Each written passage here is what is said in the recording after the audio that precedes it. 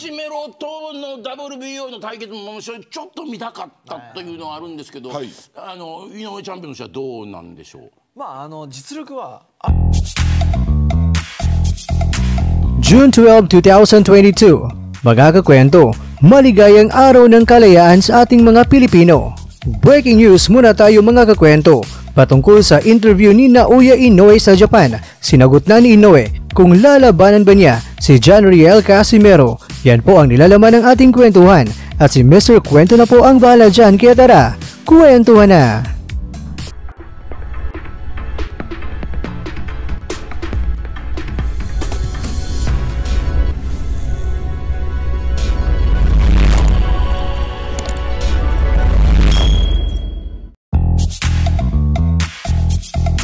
Mapagpalang araw sa inyo mga kakwento at maligayang pagbabalik sa aking channel. Umalingaw-ngaw na naman sa bansang Japan ang pangalan na John Riel Casimero, lalong-lalo na sa boxing fans na nasa Japan. Dahil ilang mga araw lang mga kakwento ang lumipas nang pinabagsak ng Unified Bantamweight Champion na si Naoya Inoue, si Nonito Donaire.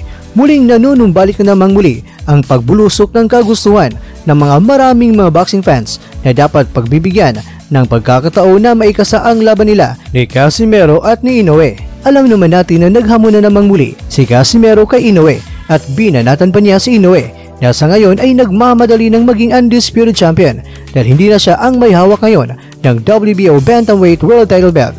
Kaya dahil sa ginawang ingay ni Casimero online, ang kanyang paghamon ay umalingasaw ito sa bansang Japan at katunayan, naging headlines pa sa mga iba't ibang mga media outlets sa Japan. Mga kakwento, sa pagkapanalo ni Inoue, kaliwat kanan ang kanyang mga interview sa mga iba't ibang mga TV network sa Japan.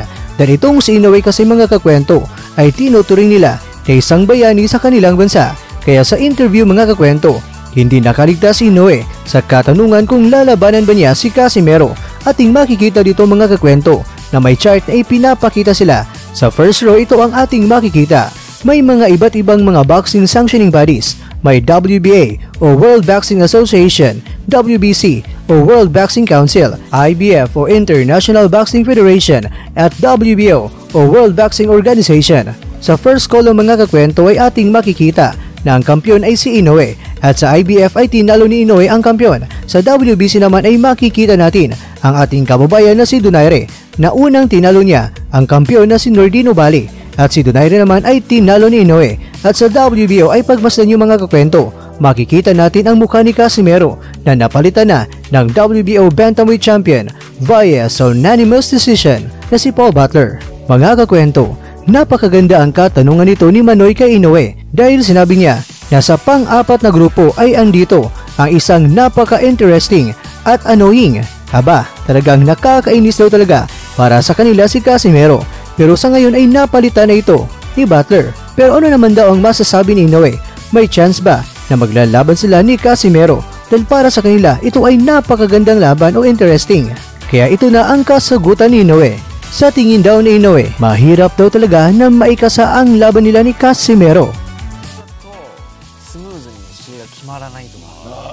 Mga kakwento, hindi man sinabi ng direkta ni Inoue kung lalabanan ba si Casimero o hindi. Pero sa tingin nyo mga kakwento, sa kanyang sagot, para sa inyo, gusto nga bang labanan ni Inoue itong si Casimero? At ang sabi pa nga ni Attorney Ed Tolentino, isang batikang Pinoy sports analyst sa ating bansa, sinabi niya na maaring hindi lalabanan ni Inoue si Casimero dahil wala na sa kanya ang WBO belt at nasa kay Butler na.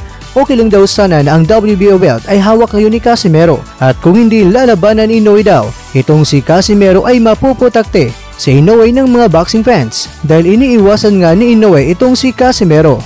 Pero kayo mga kakwento, sang-ayon ba kayo sa sinabi ni Attorney Ed na kung may belt lang si Casimero ay lalabanan siya ni Inoue? Pero marami naman ang nagsasabi, bakit hindi ba nangyari noon na hawak pa ni Casimero ang WBO belt at wala pang laban si Inoue na hinamon na siya ni Casimero na sila ang maglalaban? Pero bakit daw hindi pumalag si Inoue? At ang sinabi pa ni Inoue noon na hindi siya interesado sa WBO belt ni Casimero at bagkus sinabi niya na maaring aakyat na siya ng timbang. Kaya nga mga kakwento, ang pinagtataka ng mga boxing fans ay bakit ngayon ay naging atat na si Inoue na labanan si Butler at kahit pa daw sa labas ng bansang Japan. Pero alam nyo ba mga kakwento na may isa ring interview si Inoue dated June 11, 2022 sa YouTube channel na PXB Official, kung sa interview na ito ay sinabi ni Inoue na sa tingin niya ay mahirap na maikasa ang laban nila ni Casimero. Pero alam niyo ba mga kakwento, sa aking nakaraan na video, sinabi dito ni Inoue, gusto niya na maging undisputed champion kaya lalabanan niya si Butler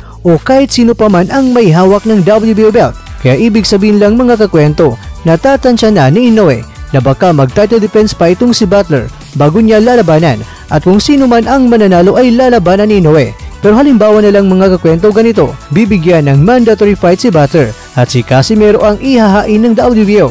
At kung sakali lang at sana naman si Casimero ang mananalo, sa wakas dito na kaya maghaharap ang malakas na barahan ng Pinas kontra sa halimaw ng Japan.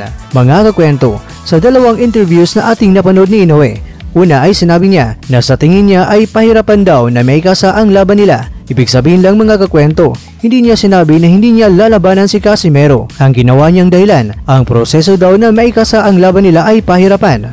At sa isang interview naman mga kakwento, dito niya sinabi na kahit daw sino ang may hawak ng WBO belt ay lalabanan niya para siya ay magiging undisputed bantamweight world champion. Mga kakwento, walang ibang paraan para makakalaban ni Casimero itong si Inoue, kundi ang magkakaroon muna siya ng world title belt. At nasa kamay na po yan ng WBO kung ipapalaban ba nila si Casimero kontra kay Butler. At syempre mga kakwento, ang mananalo ay magiging pain ng halimaw ng Japan para sa undisputed bantamweight world championship showdown. Pero baka sasabihin naman ni Inoue na naiinip na ako sa paghintay kaya aakyat na ako ng timbang. Kung gagawin ito ni Inoue mga kakwento, ang masasabi ko lang sa kanya ay ganito, Inoue, huwag kang ganyan, dahil kung ganyan ka, huwag naman.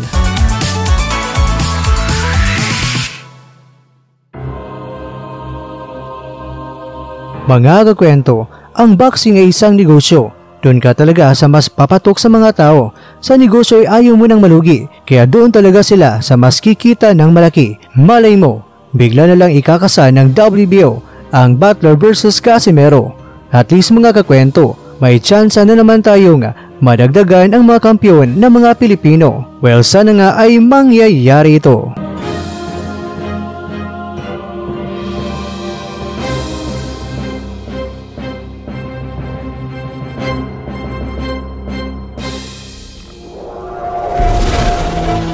At dyan, nagtatapos ang ating kwento.